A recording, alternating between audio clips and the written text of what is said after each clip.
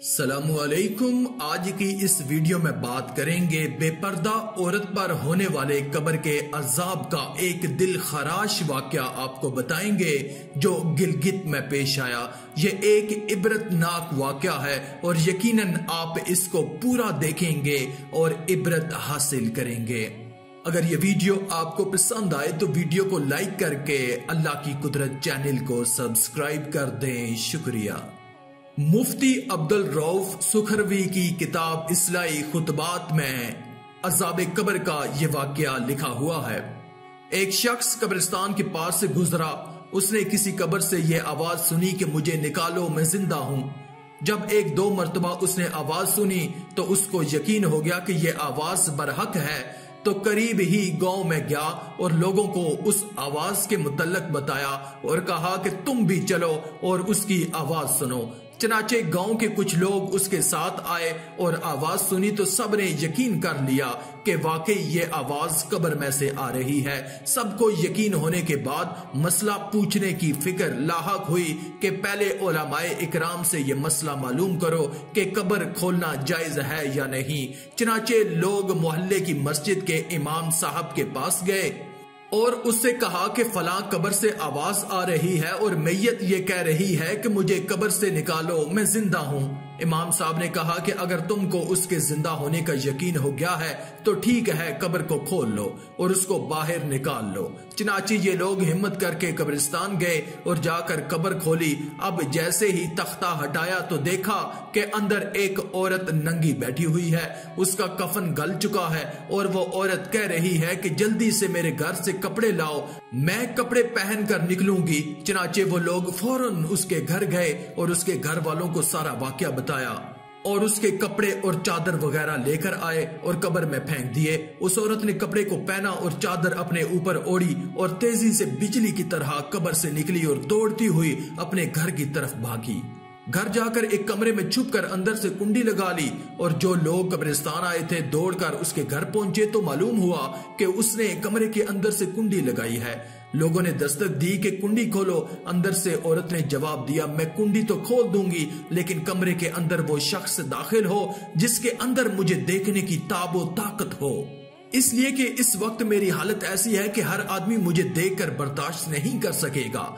लिहाजा कोई मजबूत दिल गुर्दे वाला शख्स अंदर आए और आकर मेरी हालत देखे। अब सब लोग अंदर जाने से डरने लगे मगर चार आदमी जो मजबूत दिल वाले थे उन्होंने कहा कि तुम कुंडी खोलो, हम अंदर आएंगे। चनाचे उसने कुंडी खोल दी और लोग अंदर चले गए।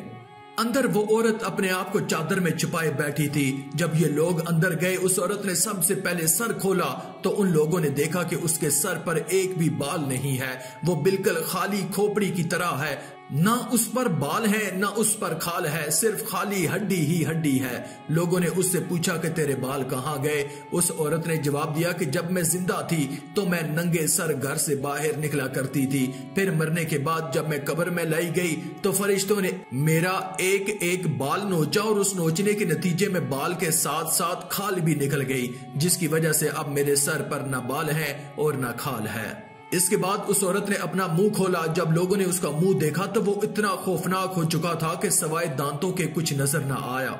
ना ऊपर का होंठ मौजूद था और ना नीचे का होंठ मौजूद था, बल्कि 32 के 32 दांत मुंह पर जुड़े हुए नजर आ रहे थे। जरा सोचिए कि अगर किसी इंसान के सिर्फ दांत ही दांत नजर आए तो कितना डर मालूम होता है। अब उन लोगों ने उस औरत से पूछा कि तेरे होंठ कहाँ गए? उस औरत ने जवाब दिया कि मैं अपने होंठों पर लिपस्टिक लगाकर नामहरम मर्दों के सामने जाया करती थी। उसकी सजा में मेरे होंठ काट लिए गए, इसलिए अब मेरे चेहरे पर होंठ नहीं है। इसके बाद उस औरत ने अपने हाथ और पैरों की उंगलियां खोली तो लोगों ने देखा कि हाथ और पैर की उंगलियों में एक भी नाखून नहीं था, तमाम उंगलियों के नाखून गायब थे। उससे पूछा तेरी उंगलियों के नाखून कहाँ गए? उस औरत ने जवाब दिया कि नाखून पॉलिश लगाने की वजह से मेरा एक एक नाखून खींच लिया गया है। चनाचे मैं ये सारे काम करके घर से बाहर निकला करती थी, इसलिए जैसे ही मैं मरने के बाद कब्र में पहुंची तो मेरे साथ ये मामला किया गया कि मेरा एक एक नाखून खींच लिया गया और मुझे ये सजा मिली। ये मेरे सर के बाल भी नोच लिए गए, मेरे होंठ भी काट दिए गए और नाखून भी खींच लिए गए। इतनी बातें करने के बाद उसने कहा कि अब मुझे ऐसे ही वापस अपनी जगह यानी कब्र में पहुंचा दो। वो बेहोश हो गई और मुर्दा बेजान हो गई, जैसे लाश होती है। चनाचे लोगों ने दोबारा उसको कब्रिस्तान में पहुंचा दिया। अल्लाह ताला को ये इबरत दिखानी मकसूद थी इस औरत का अंजाम क्या हुआ और इसको कितना होलनाक अजाब दिया गया। बेपर्दा ख्वातीन इस वाक़े से इबरत हासिल कर लें और अपने इस किस्म के गुनाहों से तौबा कर लें। आखिर में अल्लाह रब्बुल इज्जत से दुआ है कि अल्लाह हमें नेक अमाल करने और बुराई से बचने और बचाने की तौफीक अता फरमाए। आमीन या रब्बल आलमीन। आज की इस वीडियो में था बस इतना ही। मजीद इस्लामी वीडियोस हासिल करने के लिए अल्लाह की कुदरत चैनल को सब्सक्राइब कर दें और साथ में मौजूद बेल के आइकन को दबाकर ऑल पर क्लिक कर दें। शुक्रिया।